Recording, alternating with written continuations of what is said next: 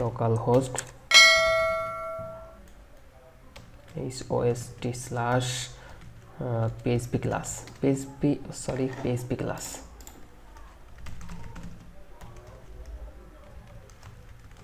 ক্লাসের ভিতর যদি যাই তাহলে এই যে কনক্যাটেনেশন যে অপারেটরটি আছে এই অপারেটরটি ওপেন হবে, কিন্তু আমি এখন কোনো কোড লিখি নাই। হ্যাঁ, এই জন্য পিএইচপির যে কীগুলো আছে বেসিক সিনট্যাক্সগুলো আছে সেগুলো আমি বসিয়ে দিই পিএইচপি, এবং এর ভিতর আমি একটা ভেরিয়েবল নিই ফার্স্ট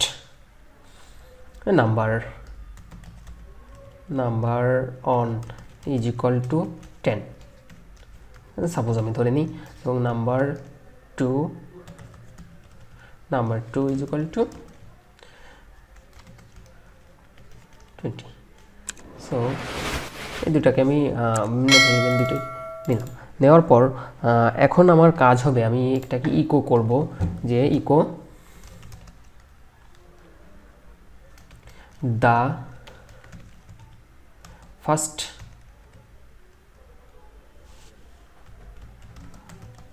নাম্বার ইজ, এখন কনক্যাটেনেশন অর্থাৎ ডট দিয়ে আমাকে এটাকে করতে হবে, অর্থাৎ দেখিয়ে দিতে হবে কনক্যাটেনেশন মানে যোগ করতে হবে। অর্থাৎ কনক্যাটেনেশন পিএইচপিতে কেবল একটি মাত্র স্ট্রিং আছে, এবং কনক্যাটেনেশন অপারেটরটি দুটি স্ট্রিং ভ্যালুকে একসঙ্গে বসানোর জন্য সাধারণত ব্যবহার করা হয়ে থাকে।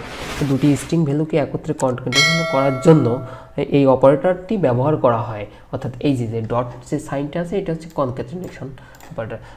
এখন লিখবো যে first number is $number number 1, এবং পরে গিয়ে আবারও আমি একটা কনক্যাটেনেশন অপারেটর দিয়ে আমি একে যুক্ত করব, এবং পরে আবার যে স্ট্রিং অপারেটরটি আছে সেই স্ট্রিং অপারেটরের ভিতর আমি লিখব দা সেকেন্ড নাম্বার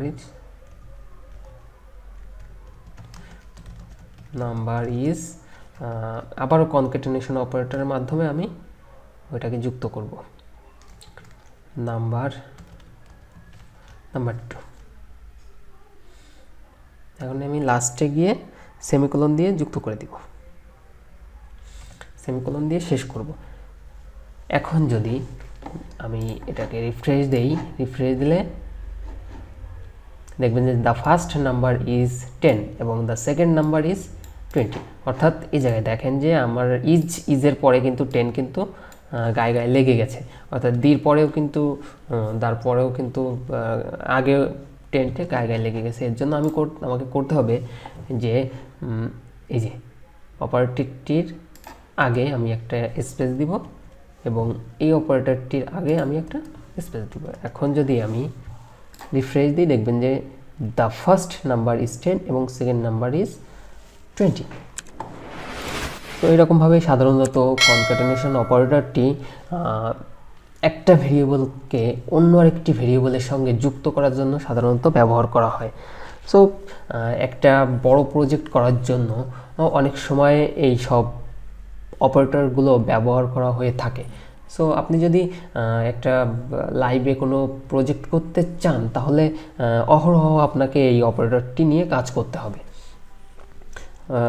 পিএইচপিতে সাধারণত এই অপারেটরটি বেশ ভূমিকা পালন করে থাকে।